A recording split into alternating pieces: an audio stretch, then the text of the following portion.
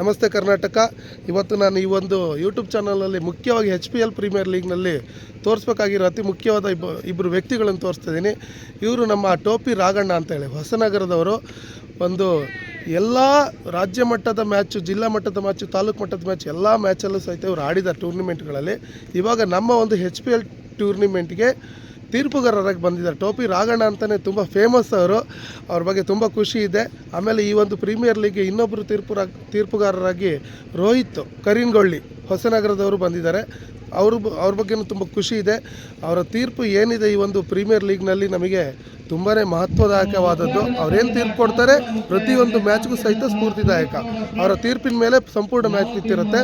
ಟೋಪಿ ರಾಘಣ್ಣ ಅವ್ರ ಹತ್ರ ಒಂದು ಮಾತು ಕೇಳಲೇಬೇಕು ಅಂತ ಖುಷಿಯಾಗಿತ್ತು. ಅವ್ರು ಮಾತಾಡಿಸ್ಬೇಕು ಅಂತ ಒಂದು ತುಂಬ ದಿನದಿಂದ ನಾನು ಅಂದ್ಕೊಂಡಿದ್ದೆ. ಅವತ್ತು ಅವ್ರು ಸಿಕ್ಕಿದ್ದಾರೆ. ಹೇಳಿ ಅಣ್ಣ, ಏನು ಅನಿಸುತ್ತೆ ನಿಮಗೆ ಈ ಪ್ರೀಮಿಯರ್ ಲೀಗ್ ಬಗ್ಗೆ ನಿಮ್ಮ ಒಂದು ಅಭಿಪ್ರಾಯ?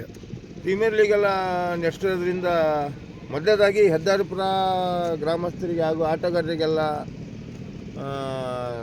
ಧನ್ಯವಾದಗಳು ತಿಳಿಸ್ತಾ ಇದ್ದೇನೆ ನನಗೆ ತೀರ್ಪುಗಾರ ಕರೆಸೋದಕ್ಕೆ. ಅದೇ ರೀತಿ ಈ ಥರ ಹಳ್ಳಿಯಲ್ಲೆಲ್ಲ ಟೂರ್ನಿಮೆಂಟ್ ನಡೆಯೋದ್ರಿಂದ ಹೊಸ ಹೊಸ ಪ್ರತಿಭೆಗಳು ಬೆಳಕಿಗೆ ಬರ್ತಾರೆ.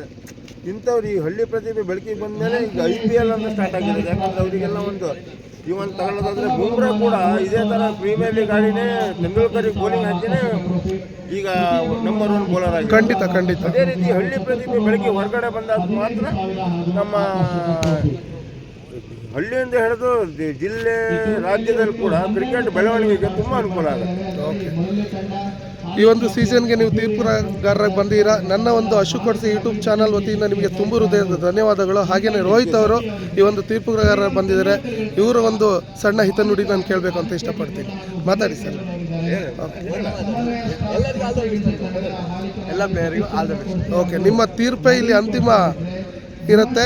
ನೀವು ಕೊಡುವ ತೀರ್ಪಿಂದ 12 ಟೀಮಿನ ಒಂದು ಅವರ ಆಸೆಗಳು, ಒಂದು ಪ್ರತಿ ವರ್ಷಕ್ಕೊಮ್ಮೆ ಆಡುವ ಒಂದು ಆಸೆಗಳು ನೀವು ಕೊಡುವ ತೀರ್ಪಿನ ಮೇಲೆ ನಿಂತಿರುತ್ತೆ. ಒಳ್ಳೆಯ ರೀತಿಯಿಂದ ತೀರ್ಪನ್ನು ಕೊಡಿ. ನಮ್ಮ ಕಡೆಯಿಂದ ನಿಮಗೆ ಶುಭವಾಗಲಿ. ಧನ್ಯವಾದಗಳು. Thank you sir.